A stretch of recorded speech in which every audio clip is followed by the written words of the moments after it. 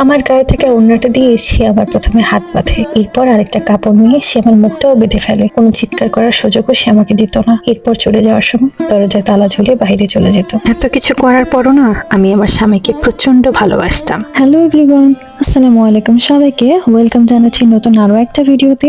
আশা করছি আপনারা সবাই ভালো আছেন। আল্লাহর রহমতে আলহামদুলিল্লাহ আমিও অনেক ভালো আছি। আজকে একদম সকাল থেকে ভ্লগটা শুরু করে দিচ্ছি। ভিডিওতে দেখতেই পাচ্ছেন বিছানা একদম উল্টাপাল্টা করে নিয়েছি। তার কারণ হচ্ছে গতকাল রাত্রেবেলা আমার বিড়াল বিছানার মধ্যে বমি করেছিল একদম মাঝরাতে। 2 দিন আগে আমি বিছানা চাদরটা ধুয়েছিলাম, আজকে আবার হচ্ছে এই বিছানা চাদরটা ধুতে হয়েছে শুধুমাত্র আমার বিড়ালের কারণে। ওদের হচ্ছে মাঝে মাঝে বদহজম হয়ে যায়, যার কারণে এরকম বমি টমি করে ঘর পুরো ভাসায় ফেলে। ফ্লোরে বমি করলে কোনো সমস্যা হয় না, কিন্তু যদি সেই বিড়ালটা আবার বিছানার মধ্যে বমি করে ফেলে তখন একটু ঝামেলাই হয়। তাই আজকে সকালবেলা ঘুম থেকে উঠে আগে ফ্রেশ হয়ে গোসল করে নিয়েছি, তারপর যেসব কাজ ছিল ঘরের সেই কাজগুলো কমপ্লিট করেছি টুকটুক করে। এই কম্বলটা যে এত ভারী, এটা নাড়াতে আমার অনেক বেশি কষ্ট হয়। এই কম্বলটা আমার খুব বেশি ব্যবহার করা হয় না, এটা আমি বেশিরভাগ সময় ভাঁজ করে এক সাইডে রেখে দিই। খুব প্রয়োজন না হলে আমি এই কম্বলটা ব্যবহার করি না, শুধুমাত্র এটার ভাঁজ করা লাগবে দেখে। এরপর আমি ফ্লোর ঝাড়ু দিয়ে নিই। আর ফ্লোর ঝাড়ু দেওয়ার সময় আমার প্রচন্ড বিরক্ত লাগে একটা কারণে, যে 24টা ঘন্টা শীতের সময় দরজা জানালা সব বন্ধ থাকে। এরপরও এই ধুলোবালিগুলো কোথা থেকে যে আসে এটাই আমি বুঝে পাই না। যাই হোক, অনেকক্ষণ ধরে নিজের সংসারের কথা বললাম, এখন আমি আমার নিজের গল্প আপনাদের সাথে শেয়ার করব। একটা মেয়ের সবচেয়ে পছন্দের জায়গা কোনটা জানেন? তার সংসার, তার নিজের ঘর। প্রতিটা মেয়ে চায় তার নিজস্ব একটা সংসার হোক, সেই সংসারের একমাত্র তার আধিপত্য থাকুক, নিজের সংসারটা নিজের হাতে গোছানো থাক। আর এই সংসারটাকে ভালোবাসার পেছনে মূল একটা মাত্র কারণ থাকে, সেটা হচ্ছে তার স্বামী। একদম অল্প বয়সে আমার মা আমাকে বিয়ে দিয়ে দেন। আমার যিনি বাবা ছিলেন তিনি হচ্ছেন আমার সৎ বাবা। সৎ বাবার কাছে আমার মা বেশি দিন রাখতে চায়নি বলে ছোট থাকতে আমার মা আমাকে বিয়ে দিয়ে দেন। কাউকে ভালোবাসার আগে আমার মা আমাকে বিয়ে দিয়ে দেন, তাই ভালোবাসা জিনিসটা একমাত্র স্বামীর মাধ্যমে শিখেছিলাম। বিয়ের প্রথম প্রতিটা মেয়েরই ভালো যায় সংসারে, আমারও সেরকমই যাচ্ছিল। হঠাৎ করে আমার স্বামীর মধ্যে কিছুটা পরিবর্তন দেখি। প্রায় সময় সে রাত করে বাসায় ফেরে। এরকম আস্তে আস্তে বাড়তে বাড়তে দেখি আমি একা মানুষ, আমাকে ঘরে রেখে আমার হাজবেন্ড বাইরে থাকতো। কখনো ভোরবেলা আসতো, কখনো পরের দিন সকালে আসতো। আমি আমার হাজবেন্ডকে জিজ্ঞেস করতাম, কিন্তু সে কখনো বলতো না। বলতো যে বন্ধুদের সাথে আড্ডা দিত। তার মধ্যে থেকে একটা বন্ধুর সাথে প্রায় প্রায় আমার কথা হতো, তিনি আমাদের বাসায় যাওয়া আসা করতেন। তাকে আমি জিজ্ঞেস করি যে ভাইয়া আমার হাজবেন্ড কোথায় যায়, তো সে প্রথমে বলতে চায়নি। পরে একদিন হঠাৎ করে বললো যে দেখো, তুমি তো তোমার হাজবেন্ডকে অনেক বেশি ভালোবাসো, এত বেশি ভালোবাসাটা উচিত না। কথাটা শোনার পর আমার অনেক বেশি মন খারাপ হলো। এরপর সেই বন্ধুটাকে আমি অনেক বেশি জোরাজোরি করলাম বলার জন্য। তারপর তিনি আমাকে বলেন যে তোমার হাজবেন্ড সারা রাত ভর বাইরে থাকে, বন্ধুদের সাথে জুয়া খেলে, যার কারণে সে রাত করে দেরি করে ফেরে। পরের দিন আমার স্বামী যখন বাসায় আসে তখন আমি তাকে জিজ্ঞাসা করি, এবং জিজ্ঞাসা করার পর সে প্রথমে না করে। এরপর আমি তাকে আবারও অনেক বেশি ফোর্স করলাম যেন তিনি আমার কাছে কথাটা স্বীকার করেন, এবং তিনি আমার কাছে স্বীকারও করেন। এবং স্বীকার করার পর তিনি আমাকে প্রচন্ড পরিমাণের মারধর করেন। ঝগড়া লাগার প্রথম দিন আমার স্বামী আমার গায়ে থাকা ওড়না নিয়ে আমার হাত এবং পা বেঁধে ফেলে, এরপর আরেকটা কাপড় নিয়ে আমার মুখ বেঁধে ফেলে।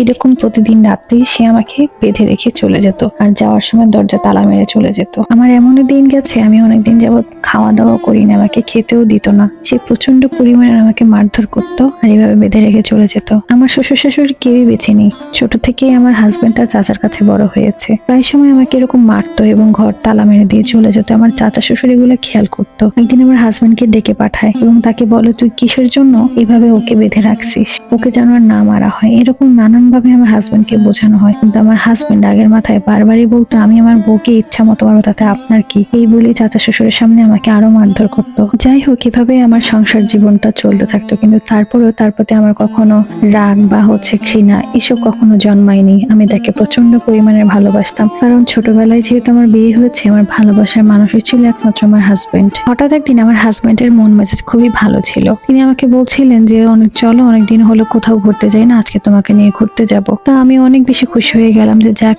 এত বদমেজাজি মানুষের হঠাৎ করে আমার প্রতি দয়া হলো, আমাকে নিয়ে কোথাও ঘুরতে যাবে। এজন্য আমি বেশি খুশি হয়েছিলাম। আমাকে বলেছিল যে তুমি এই রঙের জামা পরো, আমি এই রঙের জামা পরবো। তো বেশ ভালো লেগেছিল সেই দিনটা। সারাদিন ঘোরাঘুরির পর তিনি আমাকে একটা জায়গায় নিয়ে গেলেন। তো সেই জায়গাটা আমি চিনতাম না। তো ওইটা ছিল একটা 5 তলা বিল্ডিং। তো সেই বিল্ডিং এর সামনে যেয়ে কেমন জানি লাগলো আমার। তো তিনি আমাকে সেই বিল্ডিংটার মধ্যে ঢোকানোর পর দেখি আমি ওখানে কোনো পুরুষ মানুষ ছিল না। তো আমার হাজবেন্ডকে জিজ্ঞেস করলাম এটা কার বাড়ি। তো আমার হাজবেন্ড বললো যে এটা হচ্ছে একটা হোস্টেল, এই হোস্টেলে সব মেয়েরা থাকে, এখানে ছেলে মানুষ থাকে না। তো আমি তাকে জিজ্ঞেস করলাম তো ছেলে মানুষ যদি না থাকে তাহলে আপনি আমাকে কেন এখানে নিয়ে আসছেন আর আপনি কিভাবে ঢুকলেন এখানে? তো তখন আমার হাজবেন্ড আমাকে বললো যেখানে আমার একটা ফ্রেন্ড আছে, তো সেই ফ্রেন্ডের সাথে দেখা করার জন্য আমি এখানে আসছি। মাঝে মাঝে আসতাম, খুব একটা আসতাম না, তবে আজকে একটু দরকার ছিল দেখে আসছি। এরপর তিনি আমাকে ওই বিল্ডিং এর একটা রুমে নিয়ে যান। ওখানে রুমে বসেছিলাম দুজন, কিছুক্ষণ কথা বলার পর আমার হাজবেন্ড আমাকে বলতেছিল যে আমার সিগারেট শেষ হয়ে গেছে, সিগারেট নিয়ে এসে তুমি একটু বসো,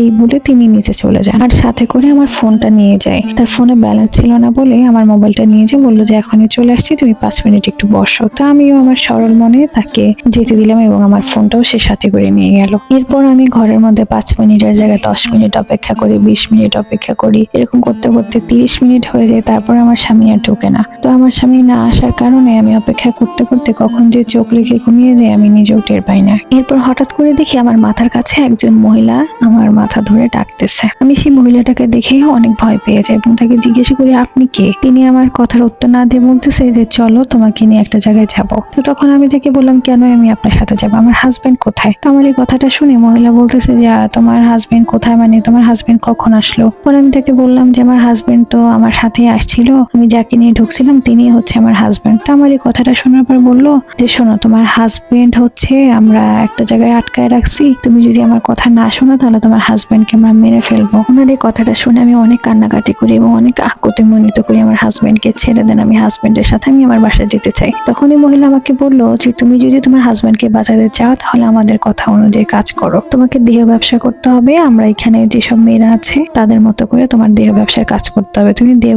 ব্যবসার কাজ করলে কিছুদিন করো, করার পর তোমার হাজবেন্ডকে আমরা ছেড়ে দিব।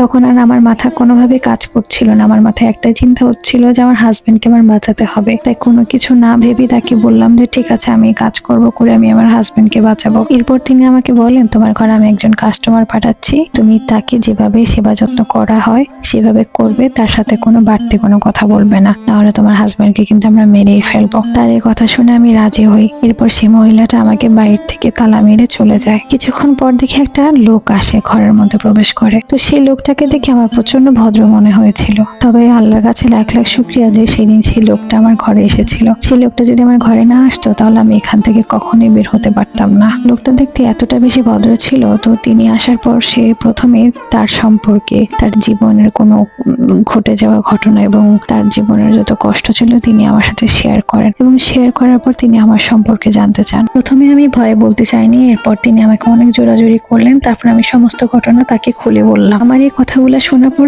তিনি প্রচন্ড হাসলেন এবং বললেন যে আসলে এই জায়গাটা হচ্ছে পতিতালয় জায়গা, এখানে প্রতিদিনই টাকার বিনিময়ে দেহ ব্যবসা করা হয়, আর তোমার হাজবেন্ডকে তারা কিছুই করেনি, তোমার হাজবেন্ড তোমাকে ইচ্ছা করে এখানে বিক্রি করে দিচ্ছে। আমি তো তার কথা একদমই বিশ্বাস করছিলাম না। আমি বারবার তাকে বলছিলাম যে আমার হাজবেন্ড আর যাই হোক এত খারাপ কখনো হবেন না। এরপর তিনি আমাকে বললেন তোমার হাজবেন্ডকে তুমি আমার ফোন থেকে ফোন দিয়ে কথা বলো, তাহলে বুঝতে পারবে। আমি আমার হাজবেন্ডের নাম্বারে ফোন দিলাম। ফোন দেওয়ার পর দেখি উপাস থেকে একজন মহিলা কলটা রিসিভ করেন এবং তাকে জিজ্ঞেস করাতে তিনি বলেন তিনি আমার হাজবেন্ডের ওয়াইফ। এরপর আর কোনো কিছু বোঝার বাকি রইল না, আমার কাছে সমস্ত কিছু ক্লিয়ার হয়ে গেল। এরপর আমি ফোনটা রেখে দিলাম আর সেই লোকটা আমাকে রেখে চলে গেল। তিনি আমাকে এখান থেকে বের করতে চেয়েছিলেন, কিন্তু সেই সময়টা আসলে অনেক বেশি দেরি হয়ে গিয়েছিল, কারণ পুলিশের ঝামেলা ছিল, মামলা করবে অনেক কিছু, যেগুলোর সইটুই অনেক আগে আমার কাছ থেকে নিয়ে রাখছিল যাতে আমি কাউকে কোনো কিছু না বলতে পারি। লোকটা চলে যাওয়ার পর আমি এইবার আমার ঘরের লকটা করে আমি বসে রইলাম এবং বারবার শুধু আল্লাহর কাছে বলতে লাগলাম যে আল্লাহ এই জীবন থাকার চেয়ে না থাকাই ভালো।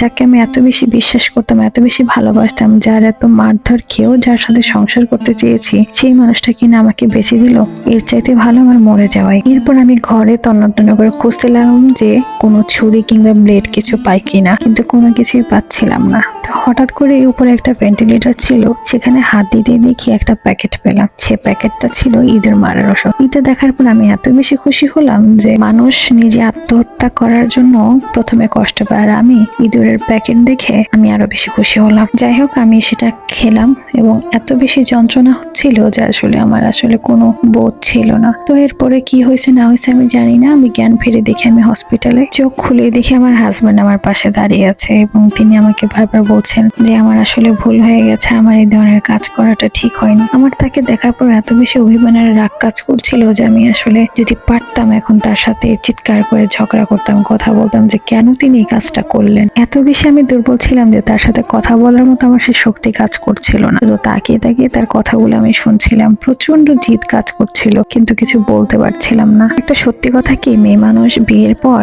সবচেয়ে বেশি ভালোবাসে তার হাজবেন্ডকে। যদি মনের মতো সে হাজবেন্ড হয় তাহলে বাবা মায়ের তখন আর প্রয়োজন হয় না। বাবা মারা যদি দূরেও থাকে তাও হাজবেন্ডের ভালোবাসা দিয়ে মৃত্যুর আগ পর্যন্ত সেই জীবনটা কাটিয়ে নিতে পারে।